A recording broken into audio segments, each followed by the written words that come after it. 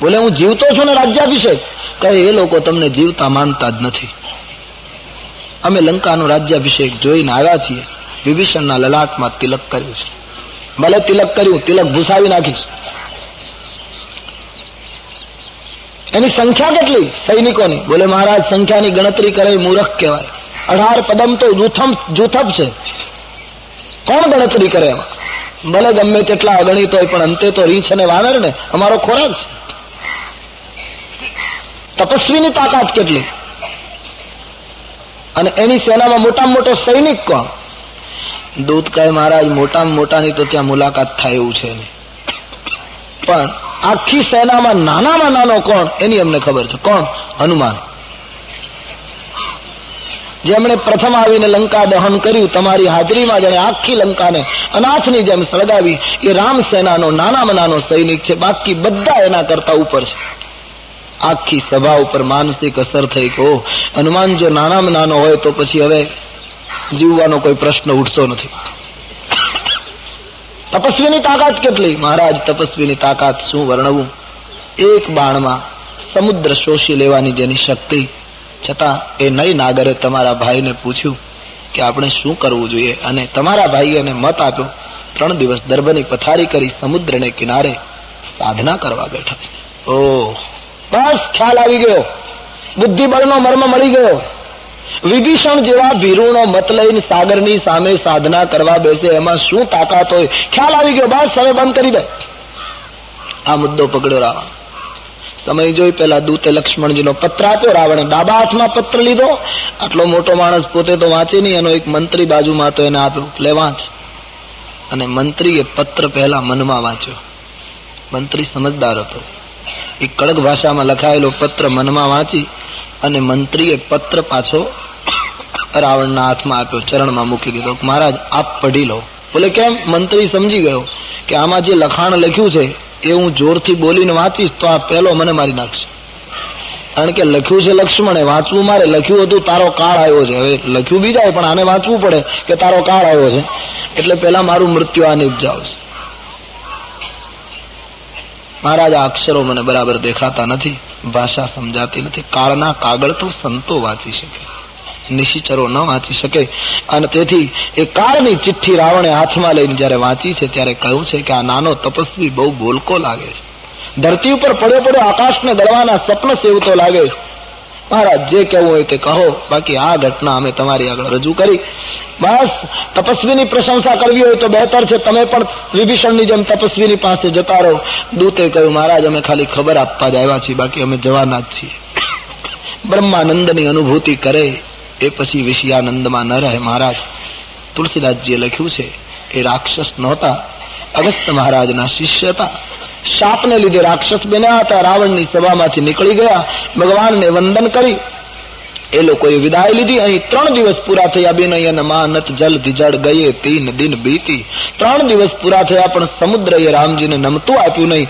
ભગવાન રામજી ઉભા થયા, લક્ષ્મણને સાથ કર્યો. લખાન કૈલાછી માનવાન સરાસન યાનું શોષો બારી દિભિષિક કૃષાન. હે લક્ષ્મણ, ધનુષ બાણ લાવ, હું આખા સમુદ્રને ભયંકર અગ્નિથી બાળી નાખું. 3 દિવસ સુધી મેં એમને પ્રાર્થના કરી, એમણે નમતું ના આપ્યું. હવે ખ્યાલ આવ્યો, લક્ષ્મણ ધનુષ બાણ લાવ. કેશાઠ સન વિનાયક કુટિલ સન પ્રીતિ સહજ કૃપણ સન સુંદર નીતિ મમતારત સન જ્ઞાન કહાની અતિ લોભી સન વિરતિ બખાની ક્રોધી સમ કામી હરિ કથા ઉખર બીજ બોયે ફલ જથ. શઠની આગળ વિનય નકામો, કુટિલની આગળ પ્રીત નકામી, સહજ કૃપણની આગળ સુંદર નીતિની વાતો નકામી, મમતામાં ડૂબેલા આગળ જ્ઞાનની ચર્ચા નકામી, અતિ લોભીની આગળ વૈરાગ્યની ચર્ચા નકામી, ક્રોધીની આગળ શાંતિની વાતો નકામી, કામીને ભગવત કથા. આ બધું ખારાશ વાળી જમીનમાં બીજ વાવવા જેવું. લક્ષ્મણ લાવ ધનુષ બાણ. બસ લક્ષ્મણજી ખૂબ રાજી થયા. બસ મહારાજ આ પહેલે દિવસે કરવાની જરૂર હતી, 3 દિવસ મોડું કહેવાય. લક્ષ્મણજી ખૂબ રાજી થયા. પ્રભુએ શરસંધાન કર્યું. લક્ષ્મણજી મહાત્માઓ કહે છે ભગવાનની સામે જોઈને કહેવા લાગ્યા, પ્રભુ મને એમ લાગે છે ધીમે ધીમે મારો સ્વભાવ આપનામાં આવતો જાય છે. આપ પણ રોષે ભરાવા લાગ્યા છે. ભગવાને કહ્યું, નહીં, એ તો અરસપરસ છે. લક્ષ્મણ, તારો સ્વભાવ મારામાં આવતો જાય, મારો સ્વભાવ તારામાં આવતો જાય. કેમ કે મેં હમણાં જાગ્યા પછી જાણ્યું કે હું 3 દિવસ સમાધિમાં હતો ત્યારે રાવણના દૂત ગુપ્તચર તરીકે આવ્યા હતા અને એને એ તને મળ્યા ત્યારે તે એને જીવતા છોડી દીધા. એ મારા સ્વભાવનું પરિણામ. નહીતર હું સમાધિમાં હોઉં અને તું રાક્ષસને માર્યા વગર છોડે કોઈ દિવસ બને નહીં. પણ એ મારી શરણે રાખવાની જે એક વૃત્તિ છે એ સ્વભાવનું પરિણામ છે. પ્રભુએ શરસંધાન કર્યું. સમુદ્રમાં જ્વાળાઓ ઉઠવા લાગી, જળચર જંતુ અકળાવા લાગ્યા છે. સમુદ્રને પ્રભુ હમણાં બાળી દેશે એવી ભીતિ સેવાવા લાગી. રત્નો અને મોતીઓનો થાળ ભરી સાગર દેહ ધારણ કરીને તુલસીદાસજી કહે, પરમાત્માને શરણે આવ્યો છે. ભગવાનને મોતીથી વધાવતા સમુદ્ર દેવે પ્રભુને વંદન કરીને કહ્યું, મહારાજ માફ કરજો, અમારી જળ કરણી, મેં તમને જલ્દી નિર્ણય ના આપ્યો. તમે બાણ મારશો તો હમણાં હું શોષાઈ જઈશ, ખલાસ થઈશ, પણ એમાં આપની મહાનતા નહીં, મારી પણ પહેલી નહીં, હજારો જીવ ખલાસ થશે. પ્રભુ, આપને એક વિનંતી કરું, આપની સેનામાં નલનીલ ડામના 2 વાનર છે અને બચપણમાંથી ઋષિનો આશીર્વાદ મળેલો છે.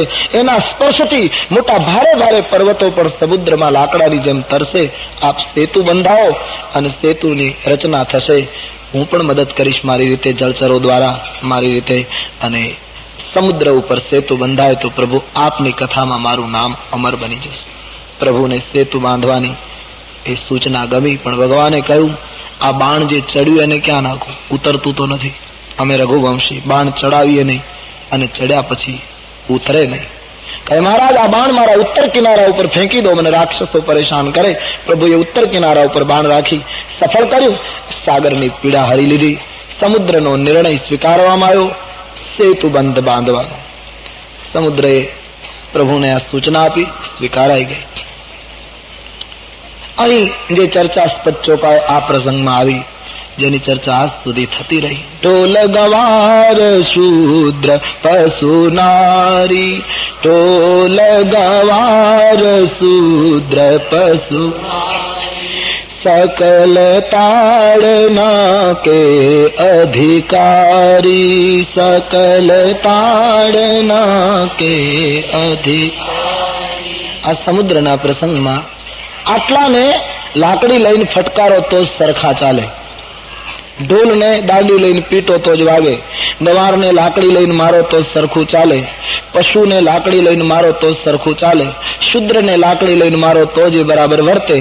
અને સમુદ્રના પ્રસંગમાં સમુદ્ર કહે સ્ત્રીને લાકડી લઈને ફટકારો તો જ સરખું ચાલે. હવે બાકીનો તો બરાબર, પણ અત્યારના કાળમાં સ્ત્રીને લાકડી લઈને મારો તો જ સરખું ચાલે, એ કેમ કેવું? ઘણા લોકો એમ કહે તુલસીદાસજીએ સ્ત્રી સમાજનો અપરાધ કર્યો છે ને એવા પૂર્વગ્રહ જેને ગોસ્વામીજી તરફ હોય છે એ લોકો આક્ષેપો કર્યા કરે. બાકી સમગ્ર જગતમાં તમામ સ્ત્રીઓમાં જેને શ્રી સીતાજીનું દર્શન થાય એ પુરુષ કોઈ દિવસ નારી સમાજનો અપરાધ ન કરી શકે.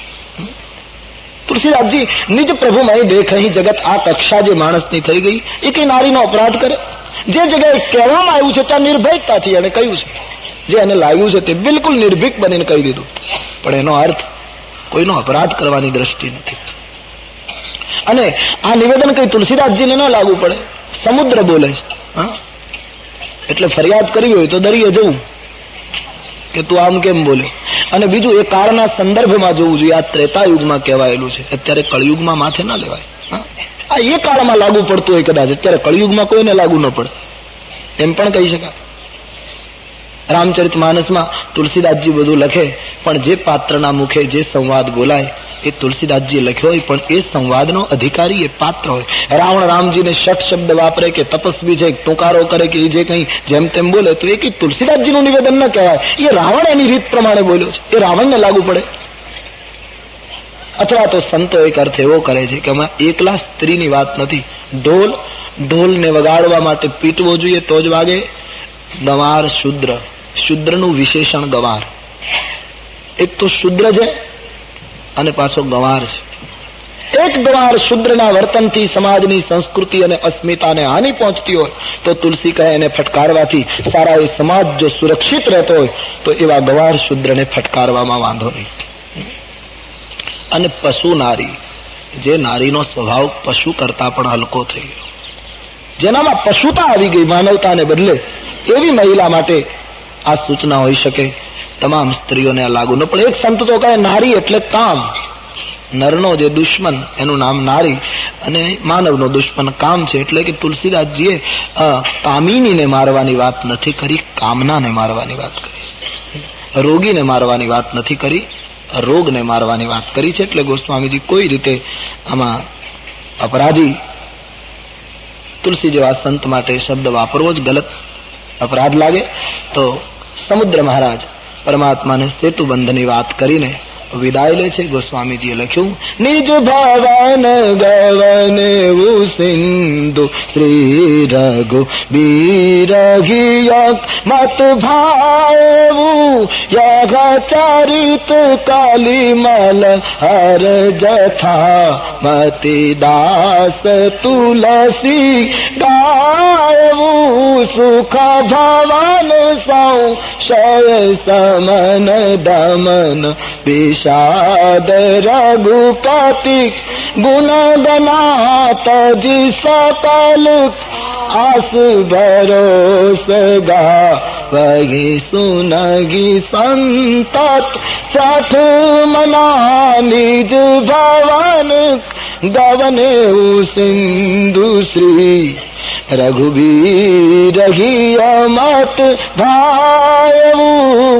પરમાત્માને સેતુ બાંધવાનો મત ગમી ગયો. સમુદ્ર નિજ ભવન ગયા. કલિયુગના મેલ ને હરનારું આ ચરિત્ર ગોસ્વામીજી કહે મેં મારી મતિ પ્રમાણે ગાયું. ભગવત ચરિત્ર એ તો સુખનું ભવન છે, સંશયનું સમન છે, વિષાદોનું દમન કરનાર છે. આશા તૃષ્ણા છોડી પરમાત્મા ઉપર પૂર્ણ ભરોસો રાખી જે ગાય તેને ત્રણમાંથી જે જોઈએ તે મળે છે. હે શઠ મન, એ પ્રભુનું તું ગુણગાન કર. આટલી સૂચના આપી. તમામ મંગલને આપનારું સકલ સુમંગલદાયક રઘુનાયક ગુણગાન, પરમાત્માના આ ગુણગાન જે પ્રેમથી ગાશે તે ભવસાગરને વહાણ વગર તરી જશે. આટલી સૂચના આપી ગોસ્વામીજી સુંદરની સમાપ્તિ કરે. ઇતિ શ્રી રામચરિતમાનસે સકલ કલિકલશ વિધ્વંસને વિમલ વૈરાગ્ય સંપાદનો નામ પંચમઃ સોપાન સુંદરકાંડ સમાપ્ત. શ્રી સીતારામચંદ્રાર્પણમસ્તુ. બોલો રામચંદ્ર.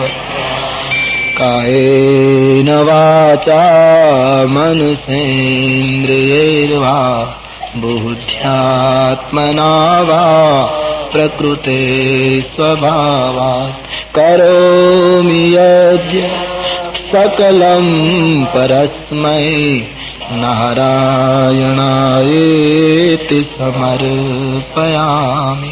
રામચરિતમાનસનું 5મું સોપાન પ્રભુના ચરણમાં સમર્પિત કરીને છઠ્ઠો કાંડ લવ નિમેશ પરમાન જુગ બરસ કલ્પ સરચંડ ભજસિન મન તહી રામ કહકાલ જાસુ કો દંડ સિંધુ વચન સુનિ કાન સચિવ બોલી પ્રભુ અસ કહું અબ વિલંબ કહી કામ. બોલાવી ભગવાને સચિવોને કહ્યું કે હવે વિલંબ કરવાનું કોઈ કારણ નથી, સેતુની રચના શરૂ કરો. જામવંતે કહ્યું મહારાજ આપનું નામ જ ભવસાગર ઉપર સેતુ છે. હનુમાનજીએ કહ્યું મહારાજ સમુદ્રમાં જળ હતું જ નહીં, એ તો તમારા દુશ્મનોની સ્ત્રીઓ રુદન કરી અને એનું જે ખારું આંસુડા ભેગા થયા ત્યારથી આ સમુદ્ર ખારો થઈ ગયો. સુંદર ઉક્તિ બધાએ પોતપોતાના વિચારો રજૂ કર્યા. અહીંયા તમામ રીછ અને વાનરાઓને સૂચના મળી. શિલાઓ, ચટ્ટાનો, પથ્થરો, પહાડો લાવી અને નલનીલને આપે છે. નલનીલ હાથ ડાળી અને સાગરમાં નાખે. જે પોતે ડૂબે એનો આશ્રય કરનારને ડૂબાડે એવા પહાડો અને પથ્થરો સાગરમાં તરવા લાગ્યા. 18 પદમાં રીછ અને વાનરનો પરમ પુરુષાર્થ, એના ઉપર રહેલી પ્રભુ રામની કૃપા, એનું જ્વલંત ઉદાહરણ સેતુબંધ. રચના શરૂ થઈ. સંતો કહે પથ્થર જળમાં નાખે પણ પથ્થર તરતો તરતો દૂર જતો રહેતો તો સેતુ નહોતો બંધાતો. સેતુ માટે તો કમ સે કમ નજીક આવવું જોઈતું હતું. હનુમાનજીને થયું કે શક્તિ વેડફાય છે, આ બધા પથ્થરો તરતા તરતા દૂર જતા રહે તો સેતુ કેમ નિર્માણ થાય? હનુમાનજીએ યુક્તિ બતાવી છે. એક ઉપર રા અને બીજા ઉપર મ લખી બંનેને જોડતા જાઓ, એ પછી કદી જુદા નહીં પડે. એક શિલા ઉપર રા લખવામાં આવે, બીજા ઉપર મ લખવામાં આવે, બંનેને જોડી દે છે, પછી જુદા પડતા રહે. પણ આ એમ પણ કહે છે કે બધા ઉપર રામ રામ લખ્યું અને પછી સેતુ બંધાયો તો એના ઉપર પગ મૂકીને રીંછ અને વાનર ચાલ્યા, એ કઈ બરાબર ન કહેવાય. રામ નામ ઉપર પગ કેમ મુકાય? એ તો રામ નામનો મહિમા ઘટાડ્યો, અપરાધ કર્યો કહેવાય. કહેવાની એટલી ઈચ્છા થાય કે એ રામ નામ ઉપર પગ મૂકીને ચાલ્યા હતા એટલે જ તર્યા. જેના પગલા રામ ઉપર હોય એ જ તરે, જેના પગલા હરામ ઉપર પડે એ બધા ડૂબે. જેના પગની બુનિયાદમાં રામ હોય, જેના આચરણ રામમય હોય, જેના એક એક કદમમાં રામ હોય, એ માણસ જ તરે છે. અમુક સંતો એમ કહે છે કે રામ શબ્દ લખાયા પછી એ શિલાને સવળી નહોતી રાખવામાં આવતી, અવળી કરી દેવામાં આવતી. રામ શબ્દ અને સાગરના જળનો સંસર્ગ થતો હતો. અને આ રીતે સેતુની અદભુત રચના થઈ છે. થોડા સમયમાં સેતુ પૂર્ણ થયો. શ્રી રઘુવીર પ્રતાપ તે સિંધુ તરે પાષાણ, સમુદ્ર ઉપર પાષાણો તર્યા અને આખો સેતુ નિર્માણ થઈ ગયો. ભગવાને દર્શન કર્યા. ભગવાને મિત્રોને કહ્યું, આ ભૂમિ બહુ સુંદર છે, પવિત્ર છે. મારી ઈચ્છા છે ભગવાન શિવજીની અહીં સ્થાપના કરું. શિવજીની પૂજા કરી, એમનો આશીર્વાદ લઈ અને પછી અહીંથી આપણે લંકા તરફ પ્રસ્થાન કરીએ. ઋષિ મુનિઓને બોલાવ્યા છે, મહાત્માઓ પધાર્યા. ભગવાન રામજીના હાથે એ પવિત્ર ભૂમિ પર ભગવાન શિવજીનું પ્રાગટ્ય થાય છે. બોલીએ રામેશ્વર ભગવાન કી. ભારતીય સંસ્કૃતિનું એક મહાન જ્યોતિર્લિંગ ત્યાં આગળ પ્રગટ થાય છે અને ભગવાન રામજીના હાથે ઋષિ મુનિઓ શિવજીની પૂજા કરાવે છે. પૂજા અને આરતી અહીં સંક્ષેપમાં થશે, પછી કથાને આગળ લઈ જાઓ. ત્યાં સુધી 2 મિનિટ કે લીએ સત સૃષ્ટિ તાંડવ રચયિતા, સત સૃષ્ટિ તાંડવ રચયિતા, સત સૃષ્ટિ તાંડવ રચયિતા, સત સૃષ્ટિ તાંડવ નટરાજ રાજ નમો નમઃ. બોલીએ રામેશ્વર ભગવાન કી. વિધિવત કરી પૂજા, શિવ સમાન પ્રિય મોહી ન દૂજા. ભગવાન રામજીએ ભગવાન ચંદ્રશેખરની પૂજા કરી અને કહ્યું, આ સંસારમાં શિવ સમાન મને કોઈ બીજું પ્રિય નથી. મારો ભક્ત કહેવડાવશે અને શિવનો દ્રોહ કરશે તો એ માણસ કદી મારી ભક્તિને પ્રાપ્ત નહીં કરી શકે, કદાચ ભક્તિનો દંભ આચરી શકે.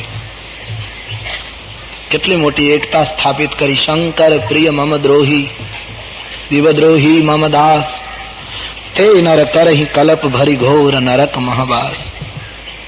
શિવજીની ભક્તિ કરશે, મારો દ્રોહ કરશે, અથવા મારી ભક્તિ કરશે, શિવ દ્રોહ કરશે, તો એવો માણસ કલ્પ સુધી નરકમાં નિવાસ કરશે. શિવ અને રામ, શિવ અને કૃષ્ણ બંને એક છે. એમાં જે કોઈ ભેદ જોશે, બિલકપણ જોશે, એને નરકમાં નિવાસ કરવો પડશે. સંપ્રદાયોની જડતામાં ઘણી વખત આપણે સનાતન વાતોનો અપરાધ કરતા હોઈએ છીએ. તુલસીદાસજીએ ત્યાં સુધી લખ્યું કે જે માણસ રામેશ્વરજીના દર્શન કરશે તે શરીર છોડ્યા પછી મારા ધામમાં સિધરશે. ગંગાજળ લાવી અને જે ભગવાન શિવજીનો અભિષેક કરશે તે સાયુજ્ય મુક્તિને પ્રાપ્ત કરશે. આમ શિવ અને હરિહરનું ઐક્ય સાબિત કરીને, ભગવાન રામેશ્વરજીના આશીર્વાદ પ્રાપ્ત કરીને, શિવજીના આશીર્વાદ મેળવીને ભગવાન રામજીએ મિત્રોને સૂચના આપી, હવે આપણે પ્રસ્થાન કરીએ. આખો સમાજ તૈયાર છે.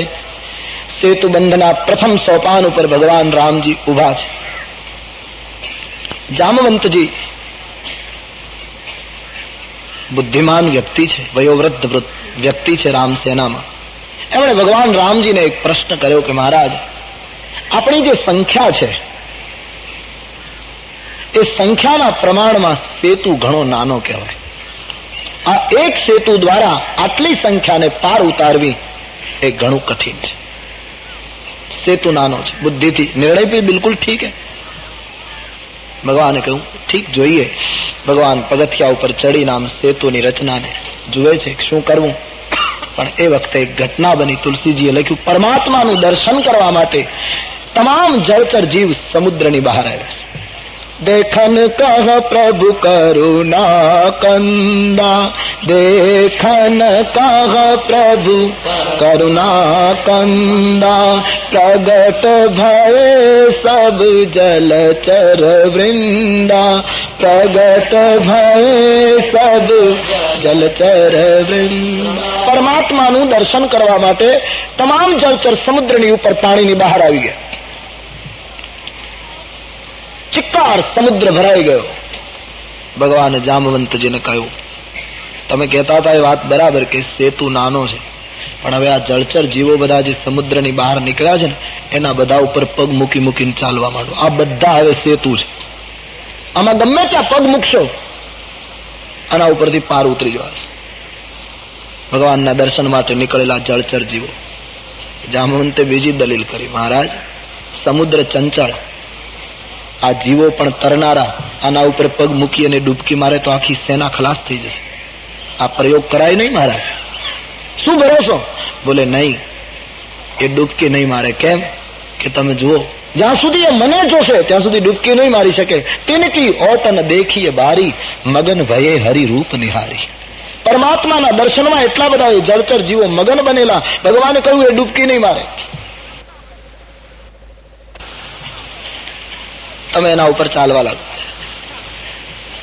ભગવાને કહ્યું તમારા બનાવેલા સેતુ ઉપર હું ચાલું, મારા બનાવેલા સેતુ ઉપર તમે ચાલો. અને સામે કિનારે આપણે બધા ઉતરી જઈએ. પરમાત્માનો નિર્ણય બધાને ગમ્યો છે. તુલસીદાસજીએ લખ્યું કાફી ગિરદી, અમુક સેતુ ઉપર, અમુક જળચર ઉપર, અમુક શક્તિશાળી હતા વળી આકાશમાં કૂદીને આમ આખો સમાજ ભગવાનની દયાથી સામે કિનારે પહોંચ્યો. લંકામાં પ્રદેશ ઉપર પગ મૂક્યો, સુબેલની તળેટીમાં ભગવાને મુકામ કર્યો. જામવંતજીએ સામે કિનારે જઈને પાછું ભગવાનને પૂછ્યું કે મહારાજ એક પ્રશ્ન ત્રીજો. શું? કે તમને ખબર હતી કે તમે સમુદ્રને કિનારે ઉભા રહો અને આટલા જળચર જીવો તમારા દર્શન કરવા માટે બહાર નીકળે અને તમને જોઈને મગન થાય અને પછી એના ઉપર પગ મૂકીને સામે કિનારે પહોંચી શકાય એવો જો તમને ખ્યાલ હતો તો આ સેતુ બાંધવાનો પરિશ્રમ અમારા પાસે શું કામ કરાયો? કારણ વગરની આટલી શક્તિ વેડફાય મહારાજ? કહ્યું હા જામવંતજી, આપની વાત બિલકુલ સાચી છે. પણ જળચર જીવો ક્યારે બહાર આવ્યા? બોલે આપ ઉભા રહ્યા ત્યારે. હું ક્યાં ઉભો રહ્યો? બોલે અમે સેતુ બાંધ્યો એના ઉપર. બોલે તમે જ્યાં સુધી સેતુ ન બાંધો ત્યાં સુધી હું ઉભો ક્યાં રહું? તમે પ્રથમ સેતુ નિર્માણ કરો, પછી હું ઉભો રહું અને મને ઉભા રહેવાની જગ્યા તમે નક્કી કરી આપો, તમે બાંધી આપો, પછી તો બધા માર્ગો સુલભ થાય. પરમાત્મા જગતને કહે તમે સાધના અને ભજનનો સેતુ નિર્માણ કરો, પછી હું આવીને ઉભો રહું અને હું આવ્યા પછી તમારા માટે ભવસાગરમાં એકેય પગલું ખાલી નહીં, જ્યાં પગ મૂકો ત્યાંથી પાર. પણ પહેલે સાધના અને સ્મરણનો સેતુ નિર્માણ કરો, પહેલે પુરુષાર્થ કા સેતુ નિર્માણ કિયા જાય, બાદ મેં પ્રભુ કહે મારી કૃપા આવીને ઉભી રહેશે. પણ તમે સેતુ જ ન બાંધો તો હું શું કરું? જામવંતના મનનું સમાધાન થયું છે. અહીં ભગવાને રીંછ અને વાનરને સૂચના આપી, તમે બધા ફળફૂલ ખાઈ શકો છો. લંકાના ફળફૂલ રીંછ વાનર ખાવા લાગ્યા. રાક્ષસો એને અટકાવવા ગયા. જે લોકોએ અટકાયા એના નાક કાન કપાયા, અને જેના નાક કાન કપાયા એમણે રાવણના દરબારમાં વાત કરી કે મહારાજ આપણે ઝડપાઈ ગયા. કેમ? સમુદ્ર બંધાયો, સેના આપણા ગામના પાદરમાં આવી ચૂકી છે. રાવણ એકદમ અકળાઈ ગયો. સાગર બંધાયો, 10 મુખે બોલી ગયો. રાવણ માટે એમ કહેવાય છે કે જયારે તું 10 મુખે એક સાથે બોલી જઈશ ત્યારે તારું મૃત્યુ 10 દિવસમાં થઈ જશે. રાવણ આજ પહેલી વાર બોલી ગયો. 10 સમુદ્ર બંધાયો. અને આમ પણ વ્યવહારના અર્થમાં માણસ જયારે 10 મુખે બોલે ને ત્યારે સમજવાનું કે હવે એનું મૃત્યુ નજીક છે. એક જ મુખ વાળો માણસ 10 પ્રકારની વાતો કરવા માંડે, ઘડી કામ ત્યારે સમજવાનું કે હવે આનો કાળ નજીક લાગે છે. એટલે 10 મુખે એ બોલ્યો છે. સાગર બંધાયો. પોતાના ભયને ભીતર છુપાવી મંત્રીઓનો ફરી એકવાર મત લીધો છે. મંત્રીઓએ પાછી ખુશામત કરી છે. રાવણ સંધ્યા થતા પોતાના દરબારને વિસર્જિત કરી પોતાના ભવનમાં આવે છે. મંદોદરી પગમાં પડી રાવણને સમજાવે કે પતિદેવ હજી સંઘર્ષ છોડો, મને મારું અહેવાતન સલામત નથી લાગતું. એની સાથે વિરોધ ન હોય મહારાજ, જે આ જગતમાં કરતા, પાલન કરતા અને સંહાર કરતા છે, જેના નામ માત્રથી સેતુ બંધાય, એની સાથે વિરોધ કરીને તમે શું પ્રાપ્ત કરી શકશો? પુત્રને ગાદી આપી આપણે પ્રગવત ચિંતન કરીએ, સીતાને પાછા આપી દઈએ. અટહાસ્ય કરતો પોતાની પત્નીને સાથે લઈ રાવણ લંકાના શિખર ઉપર એક આખાડામાં, નૃત્યશાળામાં મનોરંજન માણવા જતો રહે. પોતાના ભયને છુપાવવા માટે એ બહિર સુખનો આશ્રય કરે છે. માણસનો સ્વભાવ છે, જ્યારે માણસને અંદર કંઈ ન મળે ને ત્યારે એ બહારથી વલખા મારે. નૃત્યમાં જાઉં તો મને સુખ મળે, હું ફલાણે જાઉં તો મને સુખ મળે, હું ક્લબોમાં જાઉં તો મને સુખ મળે. ભીતર જ્યારે માણસને કંઈ નથી રહેતું ત્યારે માણસ બહારથી ભરવાની કોશિશ કરે, અને માનવીને કોઈ દિવસ બહારથી મળતું નથી. એક ખોટો પ્રયાસ. રાવણ ગયો. અહીં સુબેલની તળેટીમાં ભગવાન બિરાજે છે. તુલસીદાસજીએ લખ્યું, મહાત્માજીએ ચર્ચા કરી છે. ભગવાન સૂતા છે, સુગ્રીવના ખોળામાં મસ્તક છે, વિભીષણની સાથે કંઈક વાતચીત કરી રહ્યા છે. અંગદ અને હનુમાન બળભાગી ભગવાનના ચરણારવિંદ ચાપે છે. એમાં ભગવાને જોયું પૂર્વ દિશામાં ચંદ્રનો ઉદય થયો છે. ચંદ્રને જોતા ભગવાને બધા માણસોને, પોતાના મિત્રોને પૂછ્યું છે, ભાઈઓ આ ચંદ્રની અંદર કાળો દાગ શાનો? તમારી બુદ્ધિ પ્રમાણે કહો. બધાએ પોતપોતાની રુચિ, પોતપોતાની વિચારધારા પ્રમાણે પોતપોતાનો મત રજૂ કર્યો. સુગ્રીવે કહ્યું, મહારાજ મને એમ લાગે છે ચંદ્ર ઉપર ભૂમિનો પડછાયો પડે છે, એનો કાળો ડાઘ. અંગદે કહ્યું, બ્રહ્માએ રતિને બનાવી ત્યારે કામદેવની પત્ની રતિને સુંદર બનાવવા માટે ચંદ્રમામાંથી 4 કળા લઈને રતિને આપી, 4 કળા ઓછી થઈ ગઈ, એનું એને કલંક લાગી ગયું, એની કાળાશ લાગી ગઈ. કોઈએ કહ્યું કે નહીં મહારાજ, ચંદ્રની અંદર કાણું છે, એમાંથી આકાશ દેખાય છે એટલે કાળો ડાઘ છે. કોઈએ કહ્યું એમાં ખાડા ટેકરા છે એટલા માટે કાળો ડાઘ છે. કોઈએ કહ્યું ચંદ્રએ ગુરુ પત્નીનો અપરાધ કર્યો, ગુરુદ્રોહ કર્યો, એનું એને કલંક લાગ્યું, એનો કાળો ડાઘ છે. કોઈએ કહ્યું રાહુ એને અવારનવાર ગળી જાય છે, એનો એને એક ભીતિ સેવાય છે એટલા માટે કાળો ડાઘ છે. સૌ પોતપોતાની રીતે બોલે છે. કોઈએ કહ્યું શંકર ભગવાને કામદેવને બાળ્યો, ત્યારે કામદેવને તો જ્વાળા લાગી અને બળી ગયો, પણ પેલો ધુવાળો ઉપર ઉડેલો અને જટામાં ચંદ્ર હતો, એને ધુવાળો ચોંટી ગયો, ત્યારથી એને કાળો ડાઘ લાગી પડ્યો. પોતપોતાની મત પ્રમાણે બધા બોલવા લાગ્યા. ભગવાને એમ કહ્યું, મને એમ લાગે છે કે ચંદ્ર અને વિષ બંને ભાઈ છે, અને નાનો ભાઈ એના મોટા ભાઈને ખૂબ પ્રિય છે, એટલે ચંદ્રએ નાના ભાઈને હૃદયમાં સ્થાન આપ્યું છે. કારણ કે પ્રભુની જે સ્થિતિ છે એને આ માધ્યમ દ્વારા રજૂ કરી છે ભરત તરફની. મને એમ લાગે છે એને નાના ભાઈ તરફ અતિ પ્રેમ છે, નાના ભાઈને એમણે હૃદયમાં સ્થાન આપ્યું છે એટલે કાળો ડાઘ લાગે. બધાએ પોતપોતાનું મંતવ્ય રજૂ કર્યું. હનુમાનજી બાકી. બધાએ મળીને હનુમાનજીને પૂછ્યું, તમને શું લાગે? હનુમાનજી કહ્યું, મહારાજ મારો મત રહેવા દો. બોલે નહીં, બતાવો. કહ્યું, મહારાજ મને એમ લાગે છે કે આ બધાએ આપે પણ જે મત આપ્યો એ તમારી રીતે બધાને મુબારક, પણ મને તો કંઈક જુદું જ લાગે છે. શું? મહારાજ મને એમ લાગે છે કે ચંદ્ર તમારો ભક્ત છે, તમે તમારા ભક્તના હૃદયમાં કાયમ નિવાસ કરો છો. અને મહારાજ માફ કરજો, બધાની રૂબરૂમાં કહું, તમારો રંગ કાળો છે, અને એટલા માટે ચંદ્રના હૃદયમાં આપ છો, અને આપનો વર્ણ કાળો હોય ને શ્યામ હોય ને, મને તો એ શ્યામતા દેખાય છે. કહ હનુમંત સુનહુ પ્રભુ, શશી તુમાર પ્રિય દાસ, તવ મૂર્તિ બિધુર બસી, સોઈ શ્યામતા ભાસ. મને તો એમાં તમારું દર્શન થઈ રહ્યું છે. ભગવત હનુમાનજીની તો અનન્ય નિષ્ઠા છે. જ્યાં જોવે ત્યાં જીધર દેખતા હું ઉધર તું હી તું હે, પિલા દે ઓ સાકી મઈ અર્ઘ બાની, કે બેહોશ હો કે બકુ તું હી તું હે. ચારે બાજુ પરમાત્મા જ હનુમાનજીને દેખાય છે. હનુમાનજીની ચર્ચા બધાને ખૂબ ગમી. પ્રભુએ જોયું દક્ષિણ દિશા તરફ. બસ રામજી મોટે ભાગે દક્ષિણ દિશા તરફ આમ બરાબર દ્રષ્ટિ કરી જ નહીં 13 વર્ષ સુધી. જયારે જોઈએ ત્યારે ઉત્તર દિશી દેખત ભાઈ, ઉત્તર દિશા તરફ જ જોતા રહ્યા. પણ જયારે બરાબર દક્ષિણ દિશા તરફ દ્રષ્ટિ કરી પછી લંકામાં કડાકા બોલવા લાગ્યા. આજ ભગવાને દક્ષિણ તરફ જોયું. વિભીષણ પ્રભુ, લંકામાં વર્ષા ઋતુનો સમય છે, આ મેઘ ચડતો આવે છે, વીજળીનો ચમકારો થાય છે, મીઠી મીઠી ગર્જના સંભળાઈ રહી છે, આપણે વ્યવસ્થા કરીએ સેના માટે, કદાચ બહુ ભયંકર વરસાદ થશે. વિભીષણે કહ્યું, નહીં મહારાજ, એ મેઘ નથી, વૃષ્ટિ નહીં થાય, વીજળીની ચમક નથી, તો રાવણના ઐશ્વર્યની આ ચમક છે. એ પોતાનું ઐશ્વર્ય દેખાડી રહ્યો છે, અને આ મેઘની ગર્જના નથી, પણ રાવણના ઘમંડનો હુંકાર છે. મતલબ મહારાજ રાવણ અત્યારે અખાડામાં મનોરંજન માણવા આવ્યો છે, એના ઉપર મેઘાડંબર છત્ર ફરે છે, જાણે મેઘની ઘટા લાગે છે, વાજિંત્રો વાગે, તમને મેઘની ગર્જના સંભળાય છે, અને મંદોદરીના શ્રવણ તાટંક એ વીજળીના ચમકારા જેવો ભાસ થાય છે. પ્રભુ, આ તો ઐશ્વર્યનું પ્રદર્શન છે અને અહંકારની ગર્જના છે. ભગવાન રામે સહજ રીતે બાણ ચડાવી અને બાણ ફેંક્યું. છત્ર મુકુટ તાટંક સબ હતે એક હી બાણ. એક જ બાણ પ્રભુએ ફટકાયું. રાવણના મુકુટ નીચે પડ્યા, છત્ર નીચે પડ્યું, મંદોદરીના શ્રવણ ફૂલ તૂટીને નીચે પડી ગયા, ગંધર્વોના મૃદંગ ફૂટી ગયા, અને કોઈ જુએ, કોઈ જોઈ શક્યું નહીં. એવી રીતે બાણ પાછું રામના ભાથામાં જઈને પહોંચી ગયું. રસભંગ થયો, અસ્ત્ર શસ્ત્ર કોઈએ જોયું નહીં, ધરતીકંપ અનુભવાયો નહીં. આ બધું કેમ બન્યું? બધા ગભરાઈ ગયા. સવામાં રાવણના 10 મુકુટ નીચે પડ્યા, એ લઈને એમણે પાછા માથા ઉપર મૂક્યા. તુલસીદાસજી કહે છે કે રાવણ અને દશરથની વિચારધારાનો તફાવત આ છે. દશરથજીનો મુગુટ નીચે નહોતો પડ્યો, ખાલી ત્રાસો થયો. ત્યાં એમણે નિર્ણય કર્યો, ગાદી રામને અર્પણ કરી દો. સત્તા છોડવાનો સંકલ્પ. અને આનો ત્રાસો નહીં, 10 નીચે પડ્યા તોય પાછા લઈને માથે મૂક્યા, પણ ગાદી છોડવાનો વિચાર ન કર્યો. એ રાવણની વિચારધારા. બધા જ ભયભીત લાગે છે. રાવણ ખુદ ભયભીત થયો હતો કે આ કેમ બન્યું, પણ પોતાના ભયને છુપાવતો અહંકારી રાવણ કહેવા લાગ્યો કે મર્દના મસ્તક કપાય તો અપશુકન ન ગણાય, એમાં મુગુટ પડે એમાં વળી અપશુકન શું? મર્દોના જીવનમાં આવું ન થાય તો કોના જીવનમાં થાય? મુગુટ પહેરે અને પડે, જે ન પહેરે એને શું થાય?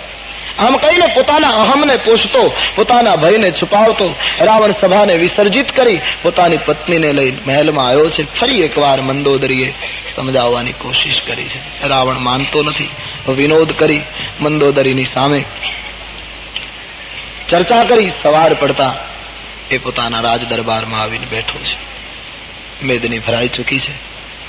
સુબેલની તળેટીમાં ભગવાન રામે પોતાનું નિત્ય કાર્ય પરવાર્યા પછી જામવંતજીને પૂછ્યું છે, મિત્ર વર્ગની સલાહ લીધી છે કે ભાઈઓ હવે આપણે શું કરવું? કોઈ પણ નિર્ણય પ્રભુએ સલાહ વગર નહીં લીધો. જામવંતજીએ કહ્યું, મહારાજ હજી એકવાર આપણે રાવણને સમજાવવાની કોશિશ કરીએ, અને જો રાવણ સમજી જાય તો આપણે યુદ્ધ કરવું નથી. દૂત પઠાઈએ વાલી કુમાર, વાલી કુમાર અંગદને રાજદૂત તરીકે મોકલીએ. પસંદગી અંગદની થઈ. અંગદ રાજનીતિજ્ઞ માણસ છે, કિષ્કિંધાનું યુવરાજ પદ ભોગવે છે. વળી અંગદના પિતાએ વાલીએ રાવણને 6 મહિના સુધી ગિરફ્તાર કરેલો, બગલમાં દબાવેલો, એટલે વાલી દ્વારા રાવણ પરાજિત થયેલો. એ રાવણને પરાજિત કરનાર વાલીનો પુત્ર માનસિક રીતે પણ રાવણ ઉપર વધારે સફળ થયો ગણાશે. એટલા માટે અંગદની પસંદગી થઈ. અથવા તો રાવણને એમ બતાવવાની કોશિશ કે રામની સેનામાં જુદી જુદી પ્રતિભાના લોકો છે, એક અનુમાન જ છે એમ નહીં, જુદી પ્રતિભા મોકલવાનો નિર્ણય. અંગદની પસંદગી. ભગવાનને વંદન કરી અંગદ તૈયાર થાય. પ્રભુને કહ્યું, મહારાજ આપના કાર્યો તો બધા સ્વયં સિદ્ધ છે. આપ તો કેવલ મને આદર આપી રહ્યા છો, બાકી આપનું કાર્ય હું શું કરી શકું? પણ પ્રભુ મને બતાવો, મારે જઈને કયા મુદ્દા ઉપર ચર્ચા કરવી? ભગવાને જે મુદ્દો બતાવ્યો કે આ વિષય ઉપર ચર્ચા કરવાની, આ પરમાત્માની જે વિચારધારા છે એને લીધે આજે યુગો થઈ ગયા. આજે રામાયણના પારાયણો થાય છે. હજી ગામડે ગામડે રામ મંદિરોમાં ઘંટ વાગે છે. હજી રામના નામનો મંગલમય જપ કરતા મહાત્માઓ થાય ક્યાં નથી. એની વિચારધારા કાજ હમાર તાસુ હિત હોય.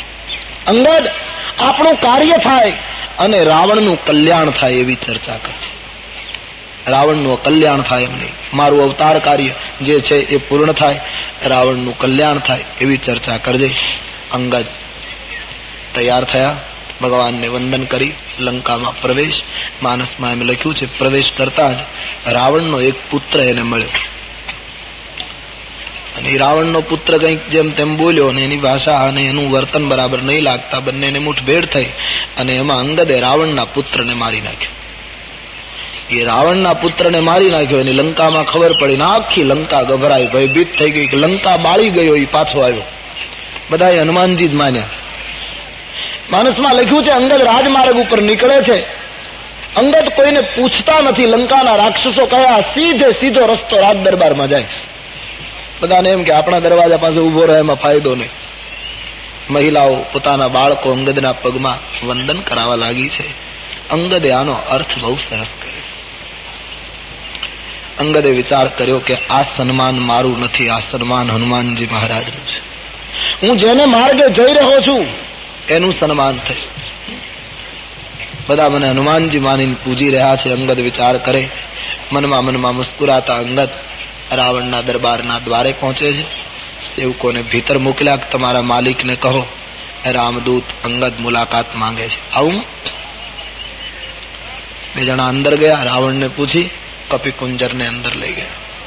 અંગદ રાવણના દરબારમાં પ્રવેશ કરે, પણ જથા મત ગજ રાજ મહ પંચાનન ચલી જાય. જેમ મદમસ્ત હાથીઓના ટોળાની વચ્ચે સિંહ નિર્ભીક રીતે જેમ પ્રવેશ કરે, એમ રામચરણ પંકજને હૃદયમાં ધારી પ્રભુનું સ્મરણ કરી રામદૂત, રામનો આ સેવક નિર્ભયતાથી જયારે પ્રવેશ કરે છે, અંગદને જોતા આખી સભા ઉભી થઈ ગઈ. રાવણ સિવાય બધા ઉભા થયા. નહીં તો રાવણના દરબારનો નિયમ કે બીજા કોઈને સન્માન અપાય જ નહીં, રાવણ આવે ત્યારે જ ઉભા થવાય. આજે રામ ભક્તનું આગમન થયું ત્યારે બધા ઉભા થઈ ગયા. રાવણ ગુસ્સે થયો, ગર્જના કરી, ઉભા કેમ થયા? ત્યારે એ લોકોને ખબર પડી કે અમે ઉભા છીએ. અંગદનું પ્રતિભા, એનું આગમન એટલું પ્રભાવશાળી હતું. રામ ભક્ત છે. અમુક વ્યક્તિ એવી હોય એને નમવું ન હોય તો એ નમસ્કાર થઈ જાય. અમુક વ્યક્તિની સામે, અમુક ભજનાનંદી પુરુષની સામે તમે આંખ ન મિલાવી શકો. આપણે કઈ નામ ગામની ઓળખાણ ન હોય છતાં એની નજીક રહેવું ગમે, એને આદર આપવો ગમે. સમજવાનું કે એનામાં કઈ ઈશ્વરીય શક્તિ કામ કરે. આ તો ખુદ રામ દર્શન કરેલો માણસ, રામ ભક્ત છે, એને આટલો આદર મળે એમાં આશ્ચર્ય શું? ગોસ્વામીજી કહે શિરનાય આસન મળ્યું, વિરાજિત થયા. અંગદને આટલું સન્માન મળી ગયું, રાવણથી સહન ન થયું એટલે એકદમ તુચ્છ ભાષામાં બોલ્યો કે દશકંદ કવન તે બંદર. દશકંદ કહેવા લાગે, હે બંદર કોણ છો? નહીં તો રાજદૂત તરીકે આવે એની અદબ સાચવવી જોઈતી હતી, એની સાથે કોઈ આદરણીય ભાષામાં બોલવું જોઈતું હતું. પણ હે બંદર કોણ છો? અડધી ચોપાઈમાં પ્રશ્ન, અંગદે અડધી ચોપાઈમાં પ્રત્યુત્તર, મેં રઘુબીર દૂત દશકંદર. હે દશકંદર, હું રઘુવીરનો દૂત છું. મારા પિતાને તારે દોસ્તી હતી એટલે મને એમ થયું કે લાવ બે હિતની વાતો કહી આવું, તારું અકલ્યાણ ન થાય એટલા માટે. હજુ મોડું નથી થયું, પાછું ફરી શકાય એમ છે. શ્રી સીતાજીને પાછા રામજીને સુપ્રત કરી દે, રામને શરણે આવી જા, પરમાત્મા તને અભય આપશે અને લંકાને બચાવી લે. તારા ભાઈની જેમ શરણે આવી જા. આમ અંગદે જયારે હિતોપદેશ શરૂ કર્યો, રાવણ ટાસ્ય કરતો કહેવા લાગ્યો, પહેલા એ વાત કર, તારો પિતા કોણ? તારા પિતાની સાથે મારે દોસ્તી, હું બ્રહ્માની સાથે મિત્રતા ન બાંધું. વાનરના પિતા સાથે દોસ્તી, કોણ તારો પિતા? નામ આપ. અંગદે કહ્યું, મેં જાણી જોઈને નામ નથી આપ્યું, મારા પિતાનું નામ આપીશ તો તમને જરા શરમ થશે. કહ્યું, નહીં બતાવો. તો સુનીએ અંગદ નામ બાલિકર બેટા, મારું નામ અંગદ, હું વાલીનો પુત્ર. ક્યારે મુલાકાત થયેલી? મુલાકાત 6 મહિનાની હતી, લાંબી, એ કેમ ભૂલાય? પણ કબૂલ કરે તો એ રાવણ શાનો? અભિમાની રાવણે કહ્યું, હા રહા બાલી બાનર મેં. હા, એક દક્ષિણમાં રાવણ જેવો એક વાલી હતો, મેં, મારો ખ્યાલ છે. તું વાલીનો પુત્ર? બહુ સરસ સમાચાર આપ્યા. તારો પિતા કેમ છે? તબિયત સારી છે ને? ક્યાં છે અત્યારે? વાલીની કુશળતા પૂછી. અંગદે કહ્યું, રાવણ 10 દિવસ પછી વાલી જ્યાં ગયા છે ત્યાં તમારો મુકામ થવાનો છે, અને એ વખતે તમે બંને મિત્રો બાહુમાં મળી અને ભેટી લેજો અને કુશળતા પૂછજો. તો મારા પિતાજી વિગતવાર બધી કુશળતા કહેશે કે રામના વિરોધની કુશળતા કેવી હોય. એક જ બાણે વાલીના વિનાશની વાત સાંભળતા ખડખડાટ હસી પડ્યો. ધિક્કાર છે તારાના ગર્ભને લજાવનાર અંગદ, તારા પિતાને જે તપસ્વીએ માર્યો એનો દૂત કેવડાવતા તને શરમ નથી આવતી? આવી જા મારા પક્ષમાં, તારા પિતાનું વેર લઈ લઉં. તું કુળ કલંક થયો. અંગદે કહ્યું, રાવણ, હું કુળ કલંક અને તું કુળ દીપક, પરસ્ત્રીનું અપહરણ કરનાર, પારકી સંપત્તિને લૂંટનાર, તારી કુળ દીપકતાને કોણ બિરદાવશે? અંગદને રાવણે કહ્યું કે તારા માલિકમાં જો આટલી બધી શક્તિ હતી ને બધું હતું તો પછી રાજને આ વિષ્ટિકાર તરીકે તને શું કામ મોકલ્યો?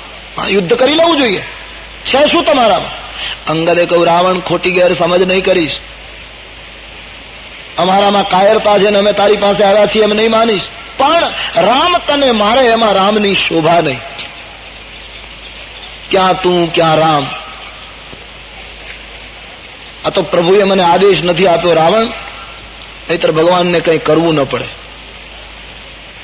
તારી આખી લંકાને ખલાસ કરી નાખું, ઉજાડી નાખું, મારી માતા સીતાજીને તો લઈ જાઉં પણ તારી રાણીઓ નહીં લઈ જાઉં, આટલી મારામાં શક્તિ છે. પણ અમારી સંસ્કૃતિ અપહરણની નથી, સમર્પણની છે. અમારાથી એ પગલું ભરાય. રાવણને જબરદસ્ત જવાબો અંગદ આપે છે. ઘણી મોટી ચર્ચા માનસજીમાં થઈ છે, અને દરેક રીતે રાવણ જયારે અંગદની સામે પરાજિત થવા લાગ્યો ત્યારે રામની નિંદા કરવા લાગ્યો. માનવનો સ્વભાવ છે, સામે કઈ કરી ન શકે, ગમે તેટલા પ્રયાસો કરે પાછળથી, પણ એમાં કઈ સફળ ન થાય. કોઈ પ્રમાણ આપી શકે નહીં, દલીલોમાં પહોંચી શકે નહીં. દરેક રીતે માનવી જયારે સામી વ્યક્તિથી હારે ત્યારે માનવીનો સ્વભાવ છે એ પછી નિંદાનો આશ્રય કરે. એટલે રાવણ રામજીની નિંદા કરવા લાગ્યો. તારા માલિકમાં શું છે? એનામાં કઈ હતું નહીં એટલે તો એના પિતાએ વનમાં મોકલ્યો. કઈ હોય તો શું કામ એના પિતા વનમાં મોકલે? અને એમાં એની પત્નીના વિરહમાં વધારે દુઃખી છે. એમાં છે શું? જયારે રામની નિંદા શરૂ કરી, જબ તેગી કીન राम की निंदा, जब तेगी की न राम की निंदा, क्रोधवंत तब भयउ कपिंदा, क्रोधवंत तब हरिहर निंदा सुनहि जे काना, हरिहर निंदा सुनहि जे काना, होहि पाप गो घात समाना, होहि पाप गो ઘાત સમાન. રામ નિંદા જયારે કરવા લાગ્યો ત્યારે અંગદથી સહન થયું નહીં. માનસનું અને આપણા ધર્મ ગ્રંથોનું એ સિદ્ધાંત છે કે હરિહરની નિંદા જે કાનથી સાંભળે એને ગોઘાતનું પાપ લાગે છે. માનસમાં તો ખાસ નિંદા કરનારો તો ગુનેગાર છે, પણ સાંભળનારને પણ દોષ લાગે. નિંદા સાંભળીએ પણ નહીં. યાજ્ઞવલ્ક કહે છે અંગદ રામ ભક્ત પ્રભુની નિંદા કેમ સહન કરી શકે. માનસમાં તો એમ લાગ્યું છે નિંદા કરે એની કાં તો જીભ ખેંચી લેવી, કાંઈને બોલતો બંધ કરી દેવો. જીભ ખેંચવાનું તો અત્યારના કાળમાં અનુકૂળ ન પડે, પણ આ તો એને બોલતો બંધ કરવો, એને સમજાવવું કે ભાઈ તું સત્ય સમજ. અને એમ છતાં એ ન સમજે તો ત્યાંથી કાન બંધ કરીને આપણે જતા રહેવા, પણ એમાં ભાગ નહીં લેવા. તુલસીજી એક માર્ગ બતાવે છે. જયારે નિંદા કરવા લાગ્યો અંગદ કેમ સહન કરી શકે. કપિ કુંજર એકદમ કુપિત થયા છે. પોતાના બંને ભુજદંડ અંગદજીએ જોરથી રામ કહીને ધરતી ઉપર પછાડ્યા છે. જ્યાં ભુજદંડ અંગદે ધરતી પર હાથ પછાડ્યા આખી ધરતીમાં કંપારી છૂટી ગઈ, ધરતી કાપી ગઈ. એટલું જ નહીં, સિંહાસનો ડોલ્યા અને સભા બેઠેલી જે હતી બધી સિંહાસન ઉપરથી નીચે આવી. ખુદ રાવણ નીચે પડી ગયો. રામજીના બાણથી તો મુકુટ પડ્યા હતા, પણ આની ભુજાથી સ્વયં પોતે પડ્યો ગાદી ઉપરથી નીચે. 10 મુકુટ નીચે પડી ગયા. અંગદ જોઈ રહ્યા છે. રાવણ ઝપટ મારીને મુકુટ લેવા ગયો, એમાં અંગદે 4 મુકુટ લઈ લીધા. રાવણના હાથમાં 6 રહ્યા, તો 6 તો 6, પણ પાછા એને પહેર્યા. હવે માથા 10 અને મુકુટ 6 એ કેવો લાગતો હશે. મૂઢતા આવી ગઈ, એને ખ્યાલ ન રહ્યો. 6 મુકુટ મસ્તક ઉપર પહેર્યા છે. 4 મુકુટ લઈ અંગદે ફેંક્યા રામની પાસે સુબેલની તળેટીમાં. અંગદે એકે મુકુટ ન પહેર્યો, નહીતર 4 માંથી એક પહેર્યો હોત તો, અથવા એને 4 રામ પાસે મોકલવાનો નિર્ણય કર્યો હોત તો 5 લઈ લેવા જોઈતા હતા. એક પહેરીને 4 મોકલી દેવા. પણ અંગદે જગતને બતાવ્યું કે એક વાનર મુક્કો મારે, એક વાનર થપાટ મારે ધરતી ઉપર તો રાવણ જેવાની સત્તા નીચે પડે. તો એ મુગુટ મારા માથા ઉપર મૂકું તો એ સત્તા મારા માથા ઉપર ક્યાં સુધી સલામત. સત્તાના સાચા માલિક તો રામ છે. સત્તા સત્યને શરણે જવી જોઈએ. માટે 4 મુગુટ અંગદે રામના તરફ મૂક અને 6 રાખ્યા. એનો અર્થ મહાત્માઓ એમ કરે છે કે હે રાવણ, સામદામ દંડ ભેદની નીતિ હવે છોડી દે અને 6 શાસ્ત્રો તારા મસ્તક ઉપર રાખ. આજ સુધી તે વ્યાખ્યા જ કરી ધર્મની, ધર્માચરણ કોઈ દિવસ કર્યું નહીં. હવે 6 શાસ્ત્ર પ્રમાણે વર્ત. તારી બુદ્ધિમાં શાસ્ત્રો ઉતાર અને આ 4 વસ્તુ હું રામ પાસે મોકલી દઉં છું. હવે સમજ. 4 મુગુટ રામના તરફ. રામના પાસે એ મુગુટ આવતા હતા. હનુમાનજીએ છલાંગ મારીને મુગુટ લઈ લીધા. ભગવાનની પાસે પધરાયો. ભગવાને હનુમાનજીને પૂછ્યું, હનુમાન આ મુગુટ? બોલે મહારાજ મને આ અંગદનું પરાક્રમ લાગે, મેં બાળવાનું કામ કર્યું, એને મોકલવાની શરૂઆત કરી.